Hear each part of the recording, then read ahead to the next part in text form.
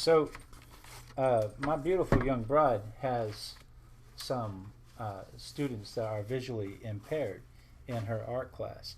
And one of the things that we are doing here at the Artistic Biker is to help in that endeavor.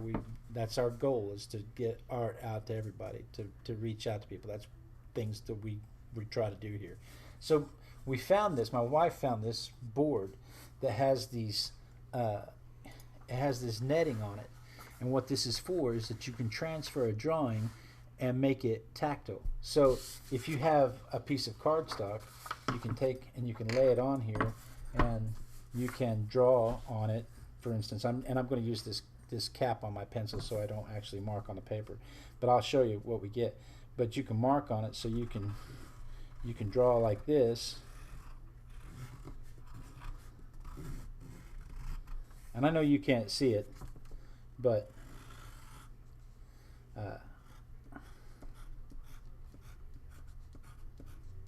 she hates when I put sunglasses on the sun. I do. She also hates when you put a little thin line across the top for the sky and a little line across the bottom for the grass. She hates that. So I don't know. Can you see those dots on there at all? I'll tell you what. Let's do. Yep, I've got some graphite right here. I'll tell you what. Let's do. Let's see if we can make those dots visible.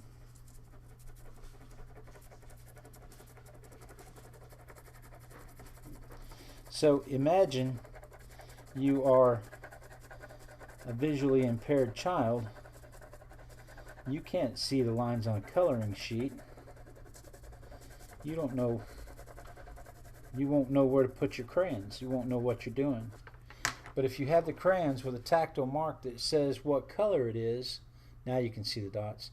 If you have the crayons with some kind of tactile mark on them that'll let them know what color they're using, then they can follow these dotted lines. They can follow these raised dots like Braille.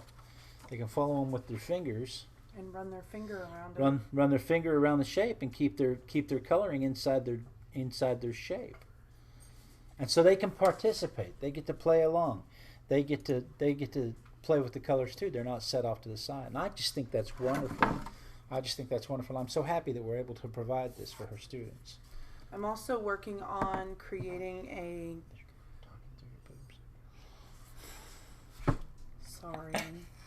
I'm also working on creating a glue circle for her and for them, where you take a piece of cardboard and you cut an area out in the middle so that they can feel where the dip is, and then when they're doing a gluing project, possibly with a glue stick so that they can handle it and feel what it's doing, they can apply just in that area, and then they can feel with their fingers so that they're only gluing where they need to glue instead of just randomly hoping that they can get back to the same sticky spot to apply the next collage piece. So I'll have it all framed up for her.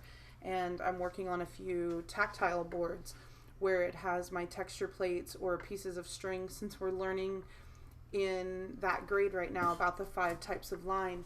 I can take a heavier string and glue it to cardboard and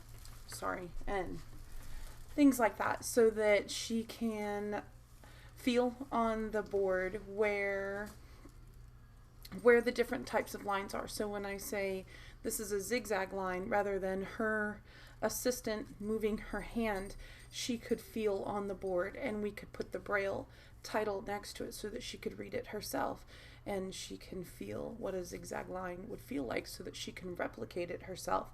And then she could possibly replicate it on this board on her own piece of paper and then turn it over to see if she was able to be successful with that or not. So I'm hoping to help her. I have a few others.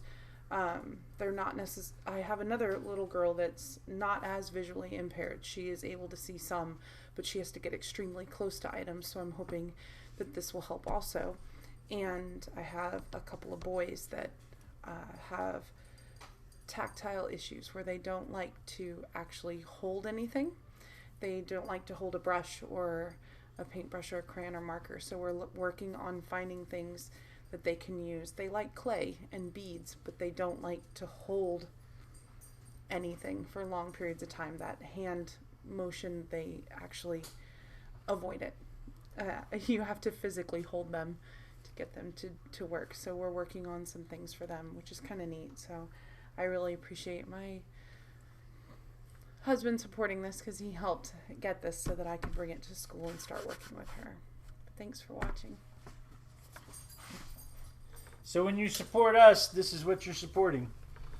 Us supporting the arts. Mwah. Thank you so much for your help and support.